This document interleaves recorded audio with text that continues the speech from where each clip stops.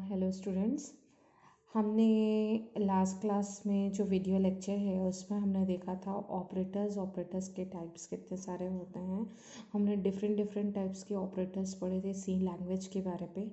आज हम जो पढ़ने जा रहे हैं वो है आपका डिसीजन मेकिंग स्टेटमेंट्स। ओके, अगर एक बात अभी तक हमने पढ़ा जो सी लैंग्वेज के बारे में कि सी लैंग्वेज को किसने इन्वेंट किया, सी लैंग्वेज का बेसिक स्ट्रक्चर क्या होता है, what are the basic structure of C language.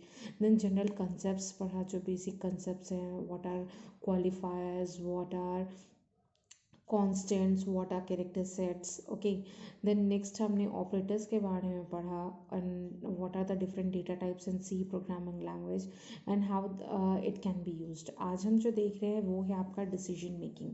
Obviously अगर हम नॉर्मल बात करें, डिसीजन मेकिंग इज समवॉट कि आप अपना प्रोग्रामिंग को किस फ्लो पे आगे बढ़ाना चाहते हैं। मतलब there may be some options ना, ज़रूरी नहीं कि एक ही टाइप से या एक ही सॉल्यूशन हो।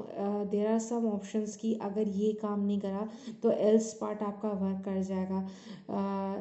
सेम इसी प्रकार से आपका जो डिसीजन मेकिंग स्टेटमेंट्स हैं वो सी प्रोग्रामिंग में बेसिकली जो है 3 टाइप के होते हैं। ओके, सी प्रोग्राम में बेसिकली आपके जो प्रोग्रामिंग पे डिसीजन मेकिंग स्टेटमेंट है 3 प्रकार के होते हैं, if statement, if else statement और नेस्टेड इफ़। ओके, इसके बाद हम इसको और भी एलोबरेट कर लेते हैं अपने सिचुएशंस के हिसाब से। तो बेसिकली सबसे पहला जो है इफ़ स्टेटमेंट, आपका जो डिसीजन मेकिंग स्टेटमेंट्स हैं वो 3 टाइप्स के होते हैं, जिसको हम डिसीजन मेकिंग स्टेटमेंट्स को हम कंट्रोल स्टेटमेंट्स भी बोलते हैं कि आपके प्रोग्राम पे क्या कंट्रोल है। हर मॉड्यूल्स, जो छोटे छोटे मॉड्यूल्स पे हम काम करते हैं उसमें कंट्रोलिंग किस तरीके से की जाती है, ये आपका क्या कौन डिस्कस करता है, ये होता है डिसीजन मेकिंग स्टेटमेंट्स या कंट्रोल स्टेटमेंट्स के ऊपर रहता है। तो बेसिकली कंट्रोल स्टेटमेंट्स जो है आपके 3 टाइप के होते हैं, if else and nested if. अगर हम बात करते हैं इफ स्टेटमेंट की, ओके, सबसे पहले हम देखते हैं if statement. The if statement allows branching, okay, depending upon the value और स्टेट ऑफ वेरिएबल्स। क्या बोल रहा है, द इफ स्टेटमेंट्स हमको क्या अलाउ करता है, ब्रांचिंग मतलब चीज़ों को ग्रुप्ड वाइज कलेक्ट करना। अब ये उसके ऊपर डिपेंड करता है कि कौन से वैल्यू है, कितने टाइप्स ऑफ वेरिएबल्स आप यूज़ करते हो। This allows a statement to be executed or skipped depending upon the discussion, okay, decisions। क्या बोल रहा है कि ये अलाउ करता है कि कौन सा स्टेटमेंट एग्जीक्यूट होगा मतलब रन करेगा, या कौन सा स्टेटमेंट आपका स्किप हो जाएगा मतलब उसको हम यूज़ नहीं करेंगे। जैसे अभी मैंने बताया कि आप 2 ऑप्शन चूज़ करते हैं, या तो मैं ये ले लूँगा, अगर ये नहीं मिला तब दूसरा लूँगा। तो कोई ना कोई एक ऑप्शन आपका क्या होता है, स्किप हो जाता है, मतलब वो यूज़ नहीं होता है। अगर एक आपका एग्जीक्यूट हुआ और आपका दूसरा ऑप्शन आपने जो सोच के रखा था वो यूज़ नहीं हुआ तो वो क्या हो जाता है, स्किप हो जाता है। तो वही बोला जा रहा है कि this allows statements to be executed और skipped depending upon decisions. Okay, इसका जो सिंटेक्स है बेसिकली एकदम सिंपल है। इफ़ के बाद expression, then program statements. If मतलब इफ़ आपका क्या है, कंट्रोल स्टेटमेंट जो भी हम पढ़ रहे हैं, इफ़ स्टेटमेंट जो पढ़ रहे हैं, तो हम सिंटेक्स में मतलब आपका जो प्रोग्रामिंग कंसेप्ट है उसमें हम कैसे यूज़ करेंगे। सिंटेक्स क्या होता है, छोटा छोटा पार्ट होता है जिसके थ्रू हम जो आपके वेरिएबल्स हैं उसको यूज़ कैसे करते हैं ये चीज़ पता चलती है। तो ये आपका इफ़ हो गया। इफ़ के साथ एक्सप्रेशन मतलब आप कुछ भी लिख सकते हो कि आपको कुछ ग्रेटर देन, सपोज मेरे पास 3 नंबर्स है, मुझमें उसको फाइंड करना है कि कौन सा नंबर ग्रेटर देन है, तो यहाँ पे आप एक्सप्रेशन लिखोगे। सपोज मेरे पास 2 नंबर्स हैं, okay, A is equal to 10 और बी इज इक्वल टू 20। मैं यहाँ पे एक्सप्रेशन दे रही हूँ if A is greater than B, then program statements मतलब आप एग्जीक्यूट करो ए को, मतलब ए का स्टेटमेंट आप प्रिंट करें, है ना। तो अब यहाँ पे सपोज मैंने एक्सप्रेशन की जगह पे ये आ जाएगा if A is greater than B, तो आप वहाँ पे क्या करोगे, प्रिंट ए, है ना। तो अब यहाँ पे देखो ए की वैल्यू हमने सपोज इस एग्जाम्पल में ली है 10 और बी की वैल्यू 20 है, तो क्या A is greater than B है, क्या ए इज़ 10 है, 10 और ये 20, ये क्या हो गया, फॉल्स हो गया। तो आपका क्या होगा, ये वाला स्टेटमेंट क्या होगा, प्रिंट नहीं होगा। तो इसी चीज़ को हम एलोबरेट वे पे करते हैं। सपोज ये इफ़ वाला कंडीशन हो गया, मतलब खाली एक ही आपका डिसीजन क्या होगा, एग्जीक्यूट होगा, दूसरा वाला काम नहीं करेगा। दूसरा वाला कब काम पे आता है, हमने जो सेकंड बारे में पढ़ा था डिसीजन स्टेटमेंट, इफ़ या तो ये वाला काम करेगा, इफ़ अगर ये सही हुआ तो, अदरवाइज ये अगर रॉन्ग हो गया तो आपका किस में चला जाएगा, एल्स पे चला जाएगा। तो लाइकवाइज यहाँ पे हमने जो देखा इफ एक्सप्रेशन प्रोग्राम स्टेटमेंट्स, यहाँ पे एक एग्जांपल लिया गया है, इफ स्टूडेंट लेस देन 65, तब हमको क्या करना है, प्लस प्लस काउंट स्टूडेंट। अगर स्टूडेंट जो है लेस देन 65 होंगे तो हमको क्या करना है, प्लस प्लस काउंट। ये वाला मैंने आपको ऑपरेटर्स के बारे, ऑपरेटर्स जब पढ़े आप उसमें इसमें पढ़े होंगे, ये क्या होता है, प्लस प्लस वैल्यू, मतलब कोई भी आपकी वैल्यू है स्टूडेंट और स्टूडेंट प्लस प्लस, तो ये क्या होता है, पहले यहाँ पे एडिशन होगा, फिर उसमें आप क्या करोगे, ऐड होता है, और यहाँ पे जो आपकी वैल्यू रहती है जैसे 65, फिर यहाँ पे प्लस होके वो 66 हो जाएगा। यहाँ पे क्या हो जाएगा, पहले ही ऐड होके क्या हो जाएगा, 66, दोनों की वैल्यू सेम रहेगी, बट इसमें पहले हम ऐड करते हैं और इसमें हम बाद में ऐड करते हैं। ओके, उसके बाद है variable student count is increased by 1 only if the value of integer value student is less than 65। ये इसकी वैल्यू तभी इंक्रीज होगी स्टूडेंट काउंट की जब अगर स्टूडेंट की वैल्यू लेस देन 65 होगी। तो ये हमने पढ़ा इफ स्टेटमेंट। अब हम पढ़ रहे हैं if else statement. Okay, if else statement क्या बोल रहा है, इफ एल्स स्टेटमेंट में भी मतलब सेम वही कंसेप्ट हो गया कि ये क्या करेगा, ये भी क्या करता है, अलाउज ब्रांचिंग करता है, और ये करता है depending upon the value state of variables. ये अलाउ करता है स्टेटमेंट टू बी एग्जीक्यूटेड, है ना, स्टेटमेंट एग्जीक्यूट हो, ये स्किप्ड नहीं करता। अगर पहला वाला राइट हो गया तो ठीक, अदरवाइज एल्स पार्ट वाला आपका क्या हो जाएगा, राइट हो जाएगा। जनरल फॉर्मेट है इसका, इफ कंडीशन हमने दिया, स्टेटमेंट, अगर इफ़ कंडीशन स्टेटमेंट, ये अगर सही हुआ तो ठीक, else if condition statement, else if condition, else ये, मतलब अगर यहाँ पे मैं क्या बोल रही हूँ, if A is greater then, चलो सपोज मैं 3 ले रही हूँ, ए बी सी। ओके, अब यहाँ पे मैं क्या कर रही हूँ, if condition A is greater than B, then print A. फिर मैंने क्या कर रही हूँ, एल्स इफ, क्या बी ग्रेटर देन सी है क्या, ये इन तीनों में से मेरे को फाइंड आउट करना है कि सबसे हाईएस्ट वैल्यू किसकी है। आपने मैथ्स पढ़ा होगा, ऑब्वियसली आप डिप्लोमा इंजीनियरिंग हैं, मैथ्स के ब्रांच वाले होंगे तो आपको आइडिया होगा 3 नंबर में ग्रेटेस्ट निकालना है, तो पहले हम ये दोनों में ग्रेटर निकालेंगे, फिर ये दोनों में निकालेंगे, और फिर इन दोनों का जो एग्जाम्पल रिजल्ट आएगा, suppose A is greater than B, तो यहाँ पे ए हो गया, बी और सी में जो ग्रेटर है सी। अब इन दोनों पे हम देखेंगे कि इनमें से कौन सा ग्रेटर है, तो इनमें सपोज सी ग्रेटर आ गया तो इसकी वैल्यू सी। तो यहाँ पे मैंने वही किया, मैंने पहले कंडीशन में लिया A is greater than B, तो हाँ ए आ गया, है ना। फिर उसके बाद सेकंड कंडीशन में लिखा मैंने, क्या बी ग्रेटर देन सी है, सपोज सी है ना, ये वाला अगर हाँ तो ये बी पे एग्जीक्यूट हो जाएगा।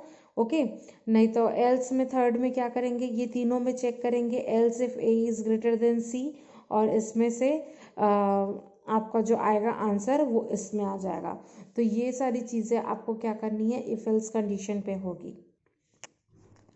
तो इसको एक एग्जाम्पल से देखते हैं। मैंने एक एग्जाम्पल लिया है, ये आपका हेडर फाइल है, hash include studio dot H, ये आपका हेडर फाइल है जिसके अंदर इनबिल्ट ये आपके जो फंक्शंस हैं, है ना, ये इंट है, ये जितने वेरिएबल्स हैं, ये प्रिंट एफ है, ये इसके अंदर पे रहते हैं, तभी वो आपका क्या होता है, कंपाइल होके रन होगा।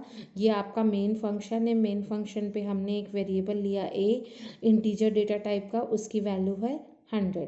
अब हम क्या कर रहे हैं, if A is greater than 20, अगर ए की वैल्यू ग्रेटर देन 20 है, ए is greater than 20, print F A is less than 20, is less than 20, और ये जो है आपका स्लैश एन हम क्यों यूज़ करते हैं, क्योंकि ये न्यू लाइन के लिए वो रहता है, ठीक है। ए इज़ लेस देन, यहाँ पे condition A is greater than 20, अगर ए इज़ ग्रेटर देन 20 है then print A is less than 20, else print A is not less than 20 slash N print value of a is equal to a, return 0, output a is not less than 20, value of a is 100। Okay okay, तो यहाँ पे आपका condition क्या हो गया, if A is greater than 20, तो आपको यहाँ पे क्या लिखना है, ए इज़ लेस देन 20। अगर नहीं हुआ है ना, अगर नहीं हुआ, अगर हुआ ऐसा तो आप ये प्रिंट करोगे, एल्स में क्या प्रिंट करोगे, ए is not less than 20। Okay, जैसे सपोज यहाँ पे ए की वैल्यू हमने ले ली है 100, अब इस कंडीशन पे हम लगा रहे हैं ए की वैल्यू क्या है 100, क्या 120 से छोटा है क्या, नहीं है, तो उसका क्या प्रिंट होगा, ए इज़ नॉट लेस देन 20। यहाँ पे ए इज़ लेस देन 20 तब प्रिंट होगा जब ए की वैल्यू आपकी यहाँ पे इस 20 की 100 की जगह 10 रहता, तो 10 रहता, तो 10 20 से छोटा है, ऑब्वियसली छोटा है, तब ये वाला एग्जीक्यूट होता। बट यहाँ पे क्या है, हमने ए का वेरिएबल ऑलरेडी, ए की वैल्यू ऑलरेडी डिस्क्राइब कर दी है, यहाँ पे 100 है, तो 100 क्या 20 से छोटा है, नहीं है, तो आपका ये वाला टास्क एग्जीक्यूट ना होके एल्स पार्ट में आ गया, और एल्स पार्ट वाला क्या होगा, एग्जीक्यूट होगा। फिर हम यहाँ क्या कर रहे हैं, वैल्यू ऑफ ए को प्रिंट करा रहे हैं, तो ये आपका क्या है, क्या है, ये हमने आपको बताया था क्लास पे, ये क्या करता है, आपके जो वेरिएबल है इंटीजर डेटा टाइप है उसको वहाँ से रीड करेगा, रीड करके वो प्रिंट करेगा। तो ए इज़ नॉट लेस देन 20, ये आपका एल्स पार्ट प्रिंट हो गया, और वैल्यू ऑफ ए की क्या वैल्यू है 100। तो ये आपका हुआ किसका, इफ़ एल्स कंडीशन के लिए। थर्ड जो कंट्रोल स्टेटमेंट है वो है आपका nested if. Nested if statement means an if statement inside another if statement, मतलब एक इफ स्टेटमेंट के अंदर दूसरा इफ स्टेटमेंट प्रेजेंट है, उसको हम क्या बोलते हैं, नेस्टेड इफ स्टेटमेंट्स। सब इसका सिंटेक्स क्या रहता है, इफ कंडीशन, उसके अंदर अगेन इफ लिखे कंडीशन, और उसको फिर एग्जीक्यूट करते हैं। लाइकवाइज जैसे इफ के बाद एक ये आपने टास्क दे दिया, उसके अंदर ये टास्क दे दिया, हम इसको एक एग्जाम्पल से समझते हैं, ज़्यादा अच्छे से समझ में आएगा आप लोग को। तो हमने यहाँ पे एक एग्जाम्पल लिया है कि हैश एक प्रोग्राम लिया है, ठीक है। हम मेन फंक्शन पे आते हैं, इंट मेन। यहाँ पे मैंने एक वेरिएबल लिया आई, उसके वैल्यू है इंटीजर टाइप का, आई की वैल्यू क्या दिया हुआ है 10। ओके, हमने यहाँ पे आई की वैल्यू क्या ले ली है 10। देन हम नेस्टेड इफ में क्या बोले थे, नेस्टेड इफ में इफ के अंदर पे if condition, with in that if के अंदर फिर कंडीशन, फिर वो एग्जीक्यूट होता है। तो यहाँ पे पहले मैंने इफ लिया, if I is equal to 10, क्या आई की वैल्यू 10 के बराबर है, ये पहला इफ यहाँ पे लगा, अगर है तो उसके अंदर यहाँ पे वैल्यू क्या आएगी, फिर से if I is less than 15, then आपको प्रिंट कराना है कि I is smaller than 15। Okay, if I is less than 12, तो आपको प्रिंट कराना है I is smaller than 12 too, else print if it is greater than 15। समझ में आया, हमने एक वेरिएबल लिया आई, वो है इंटीजर टाइप का, आई की वैल्यू यहाँ पर डिस्क्राइब की that I is equal to 10, ये हमने बता दिया।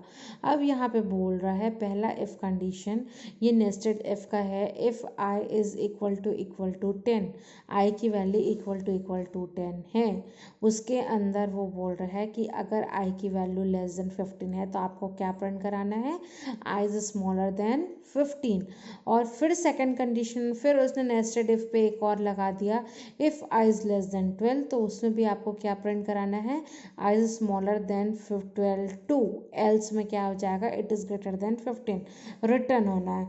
तो अब सबसे पहले आई की वैल्यू क्या है 10 है, तो I is smaller than 15 print हुआ, उसके बाद I is smaller than 10, else part आपका प्रिंट ही नहीं हुआ क्योंकि ये तो आपका एग्जीक्यूट हो गया, एल्स वाला पार्ट आपका एग्जीक्यूट नहीं होगा क्योंकि आई की वैल्यू 10 से बड़ी नहीं है, तो ये आपका नहीं आएगा। तो ये दोनों आपका प्रिंट हुआ। नेस्टेड इफ कैसे हुआ समझ में आया। तो अभी आज हमने पढ़ा है वो है आपका डिसीजन मेकिंग स्टेटमेंट्स, इसको हम कंट्रोल स्टेटमेंट्स भी बोलते हैं, कि आप अपने प्रोग्रामिंग लैंग्वेज, आप अपने मॉड्यूल्स को, आप अपने प्रोग्रामिंग कंसेप्ट को कैसे कंट्रोल कर सकते हैं using 3 basic concept control statements. वो है आपका if else and nested if. Okay, आप नेस्टेड इफ एल्स भी लगा सकते हैं आप अपने मॉड्यूल के हिसाब से, आपको जैसा टास्क दिया जाएगा। आई होप आप लोग को ये टॉपिक समझ में आया हो। नेक्स्ट क्लास में हम लूपिंग स्टेटमेंट्स के पढ़ेंगे। Okay, thank you.